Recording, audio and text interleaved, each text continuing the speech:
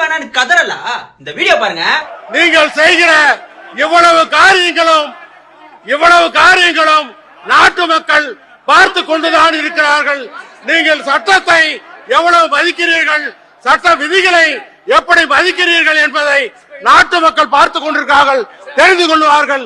நீங்கள் இவ்வளவு மோசமாக நடப்பதை நான் கடுமையாக வன்மையாக கண்டிக்கிறேன். இப்போ இந்த அவை நிகழ்ச்சியெல்லாம் வந்து நீங்க லைவ்ல எல்லாமே போயிட்டு இருக்கு. கேள்விகள் நாங்கள் கேட்டால் நாங்களே ஆச்சரியப்படுற அளவுக்கு, அதிசயப்படுற அளவுக்கு பதில்களையும் கொடுக்குறாங்க.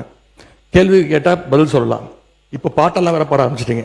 எங்களுக்கே சில நேரம் சட்டமன்றத்துக்கு வந்திருக்கோமா, இப்ப சூப்பர் சிங்கர் நிகழ்ச்சிக்கு வந்திருக்கோமா அப்படின்னு சந்தேகப்படுற அளவுக்கு இங்க பாட்டு நிகழ்ச்சியெல்லாம் நடந்து கொண்டிருக்கிறது. நீங்க அவை குறிப்பிலிருந்து நீக்கிடுறீங்க. ஆனா நேரடி தொலைக்காட்சியில போகும்போது இதெல்லாம் வந்து யூடியூப் சேனல்லையும் சோசியல் மீடியாலையும் ரீல்ஸாக கட் செய்யப்பட்டு அதிகமாக ஷேர் செய்யப்படுகிறது.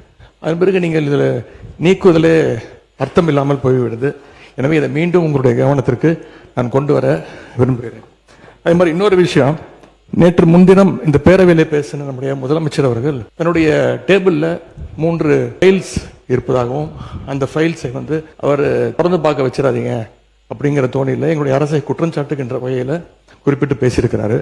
அந்த ஃபைல்ஸை நாங்கள் கேட்டுக்கொள்வது, தயவு செய்து அவர் திறந்து பார்க்க வேண்டும், அது மீது அவர் ஆக்ஷன் எடுக்க வேண்டும். எதற்காக பயப்படுறீங்க, எதற்காக காலம் தாழ்த்துறீங்க? இதையே 3 மாசமா சொல்லிட்டு இருக்கிறீங்க. ஜோசியக்காரன் சொன்னாதான் அந்த ஃபைல் திறந்து பார்ப்பீங்களா? நல்ல நேரம் அதை பார்த்துட்டு இருக்கீங்களா?